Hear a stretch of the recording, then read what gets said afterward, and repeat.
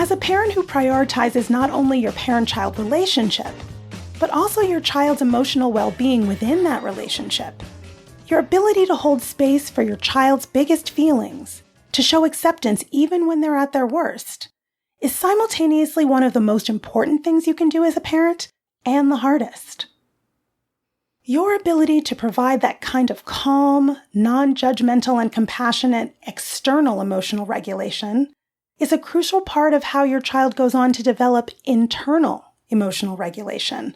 But here's the thing. You're going to have a really hard time providing that co-regulation if your own emotional regulation skills are shaky. Welcome back to Project Parenthood. I'm your host, Dr. Nanika Coor, clinical psychologist and respectful parenting therapist. Each week, I'll help you repair and deepen your parent-child connection, increase self-compassion and cooperation from your kids, and cultivate joy, peace, and resilience in your relationship with them. One of the most common questions I'm asked by parents is, how do I control my own emotions so I'm not flying off the handle at my kids so much? There's no one answer. Making sure you're getting enough sleep, exercise, healthy foods, nourishing interpersonal connection, and taking part in activities that bring you joy are some immediate ways to keep your internal batteries charged and give you more capacity for the rigors of parenting. But today, I'm talking about how self-compassion and the ways that being patient, accepting, and caring toward yourself can help you do the same for your child. On a previous Project Parenthood episode called How to Understand and Fulfill Your Child's Attachment Needs, I broke down the concepts used in the Circle of Security parenting intervention that uses a circle as a kind of map, giving parents a visual way of understanding the serve and return nature of secure attachment. The top of the circle represents your child's need for autonomy, exploration, and discovery, and the bottom represents your child's needs for comfort, closeness, and connection. A pair of outstretched hands on the left part of the circle represents you, the parent, who keeps the circle of attachment, quote-unquote, secure, by being sensitively attuned enough to guess what your child needs, and also by being supportive and responsive enough to actually meet those needs as they move away from you to explore and toward you for connection and comfort.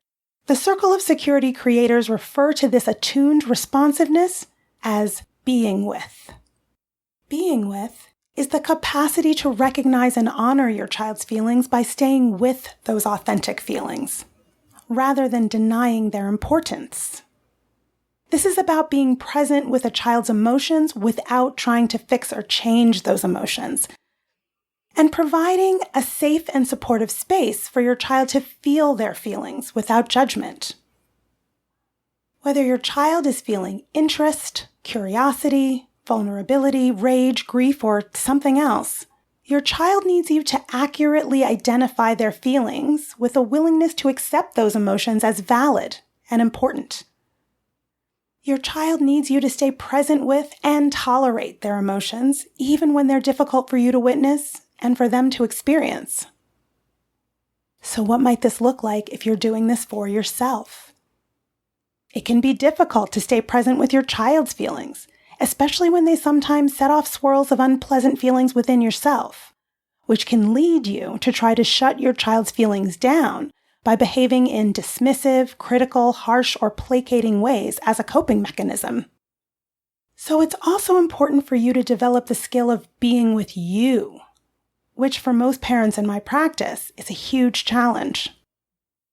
Maybe you too are the kind of parent who finds it hard to validate and make room for your own feelings, and you tend instead toward denying their importance and or criticizing yourself for having them in the first place. Whether it's your child's feelings or your own, using the shame and blame-laced, put your feelings away strategy in an effort to eradicate emotions and or emotional expression actually exacerbates chronic emotional dysregulation. So how can you reduce these recurrent emotional spirals and regulate your emotions?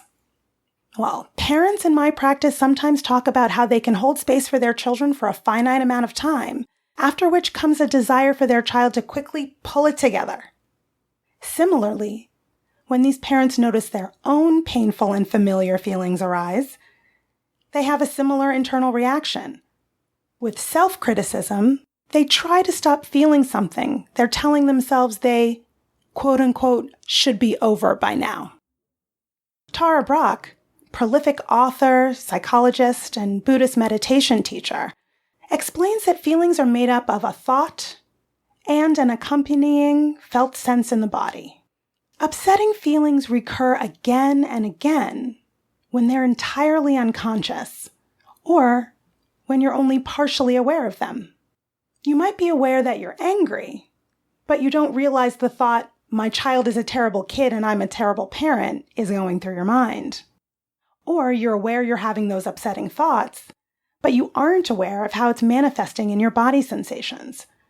In both cases, you're only partially conscious of or in touch with your feelings. Whatever is not in your conscious awareness constrains you.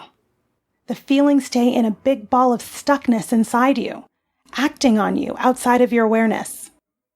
Sometimes it even expresses itself as all the parenting habits you've been hoping to break. But you can loosen that stuckness by being with both your thought patterns and the felt sense of them, with a kind and accepting presence. So what are the steps to self-compassion? Just like you can soothe distress in your child with your compassionate presence, you can soothe yourself in a similar way, with self-compassion. Dr. Kristin Neff talks about 3 components of self-compassion: mindfulness, common humanity, and self-kindness. I recently did a mindfulness deep dive on an episode called How to Reduce Parental Stress with Mindfulness. You can find the link in the show notes of this episode. I explain that mindfulness is about noticing your present experience with a curious and gentle acceptance. No judgment, no amplifying it, no reducing or eliminating it. Just acknowledging the existence of whatever body sensations, emotions, thoughts, images, beliefs, or needs are in your awareness. Common humanity means remembering that you're a fallible human who sometimes suffers, just like all the other humans. It's what everyone has in common. It's what links us together. Self-kindness means talking to yourself with tenderness, patience, understanding, and comfort rather than with shame or blame. Tara Brach suggests that you think of feelings as wild creatures hiding in the woods of the psyche, and they'll only come out into the open if they feel safe enough. Self-compassion creates a welcoming inner environment of safety, the same kind of safety you provide to your child when you look silently at them with care as they're struggling and show them that you're in it with them. That look that says, I've got you. I'm here with you. Slow down a bit when you notice you're experiencing strong feelings or emotional overwhelm. Label what's happening in you in a neutral way. There's anger here, you might say to yourself gently. Labeling your emotions turns down your fight, flight, freeze response and activates the part of your brain that can make logical and calm decisions. Then, intentionally allow this feeling to be present, with your only task being to notice what's happening in your throat, chest, belly, and your limbs in this moment, right here, right now. How does this anger show up in your body? Next, just see if you can let the feelings and sensations exist without pushing them away. See if you can send some kindness to these emotions. Perhaps put a hand on your heart, or your cheek, or your shoulder, and imagine you're speaking right to your shame, fear, or anger. You can say to them, you belong. You're a wave in my ocean. When you don't resist your challenging thoughts and body sensations, but instead make a welcoming space for them, you're releasing the emotions to flow through you, wash over you, crash on your inner beach, and then subside. It's allowing yourself to feel your feelings. In order to develop healthy emotional regulation, your child needs you to create a safe and supportive space for them to feel their feelings.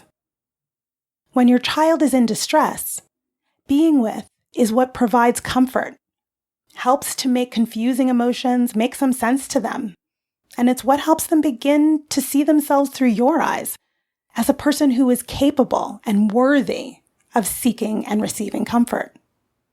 being with yourself is the practice of self-compassion, recognizing and labeling your thoughts, body sensations, and emotions, allowing them to stay in your awareness and notice how the feelings live in and are expressed in your body and mind, understanding all of it as part of the human experience, and finally directing kindness and acceptance toward all that you're noticing happening in you. It's letting yourself take in the comfort you have to give yourself. As a parent, a huge part of regulating your emotions, which allows you to co-regulate your child's emotions, is developing the capacity to actually experience your feelings in an embodied way while also meeting them with kindness, just like you strive to do with your child. That's all for today's episode of Project Parenthood. Thanks for listening, and I hope you found this helpful. Be sure to join me live on Instagram at BKParents on Monday, August 14 at 1 p.m. for a Brooklyn Parent Therapy Ask Me Anything. It's exciting to answer your questions in real time. If you have a question for me about parent-child relationships, respectful parenting tips, and/or parental mental health that you'd like me to cover in a future episode, shoot me an email at parenthood@quickanddirtytips.com. Leave a message at 646-926-3243, or leave a message on Instagram at BKParents. That's BKPARENTS. And you can learn about my private practice working with parents living in New York State at www.brooklynparenttherapy.com. Catch you next week. Project Parenthood is a Quick and Dirty Tips podcast. It's audio engineered by Dan Firebend, and our director of podcasts is Adam Cecil. Our podcast and advertising operations specialist is Morgan Christensen. Our digital operations specialist is Holly Hutchings. Our marketing and publicity associate is Davina Tomlin. And our intern is Cameron Lacey.